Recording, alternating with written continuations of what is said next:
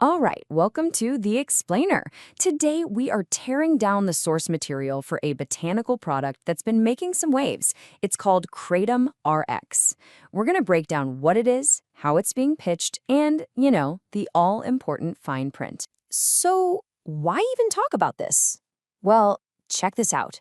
According to the source documents we're pulling from, we're talking about millions of people right here in the US who use Kratom every single day. That is a huge number. So yeah, it's more relevant than ever to really get what this botanical is all about. Okay, so what is this popular botanical really?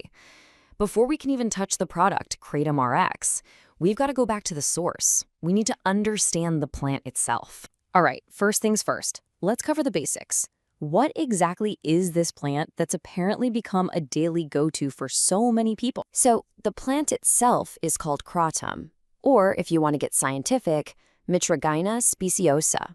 It's a tropical evergreen tree native to Southeast Asia. And while it might seem new to a lot of us, it has a long history of traditional use over there.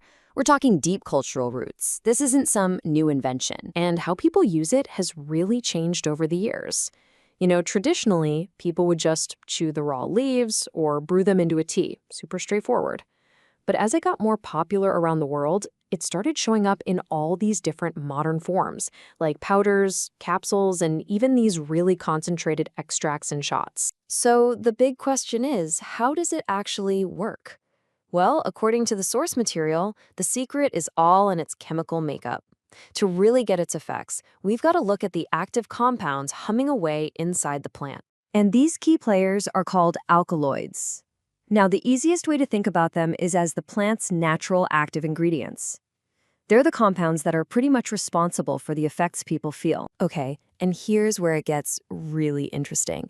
Kratom has a ton of these alkaloids, but the source material really zeroes in on two of them: mitragynine, which is the most abundant one, and then you have 7-hydroxymitragynine. And the key difference here, and this is super important, is that while there's way less 7-hydroxymitragynine in the plant, it's described as being significantly more potent. So you've got this fascinating push and pull between what's most plentiful and what's most powerful. That's a huge takeaway. And that brings us to a really crucial point. The experience you get from Kratom isn't just one thing. The source material makes it super clear that the effects are highly, highly dependent on the dose. So, according to the briefing docs, at lower doses, people report things like more energy, a sense of alertness, better focus. But then, at higher doses, that whole experience flips.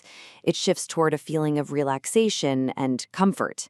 It's this dual nature, this two sides of the same coin thing, that's really a defining part of its profile. But, and this is a major caveat that comes straight from the source material, individual experiences can vary. So while we can talk about these general patterns, that's a really important reminder that nothing here is one size fits all, not by a long shot. Okay, so with that background on the plant itself, let's pivot to the actual product we're here to talk about, the one from our source material, Kratom Rx.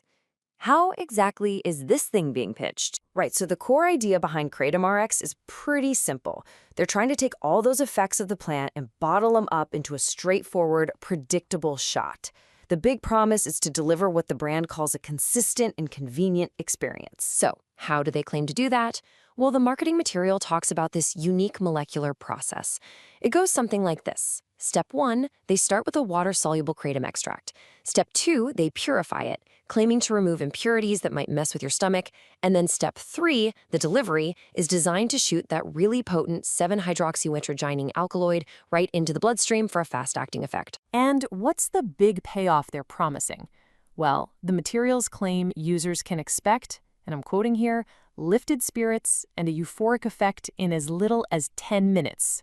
That promise of speed and a very specific feeling, that is the absolute core of their pitch. Right. But as you know, it's never just about the big marketing promises. The source material also lays out the fine print. And honestly, this section on the rules and regulations, this is essential stuff. The rules here are super specific. First off, you've got a strict 21 and over age requirement, no exceptions. Second, its availability all depends on your state and local laws. Now, the product is explicitly not for sale in 6 states. That's Alabama, Arkansas, Indiana, Rhode Island, Vermont, and Wisconsin. For everybody else, the company's advice is really clear. You have to check your local laws before you even think about buying. And that brings us right to the end of our explainer. It's pretty wild, right? We've seen how this ancient botanical is being totally transformed by modern science and processing into a brand new consumer product.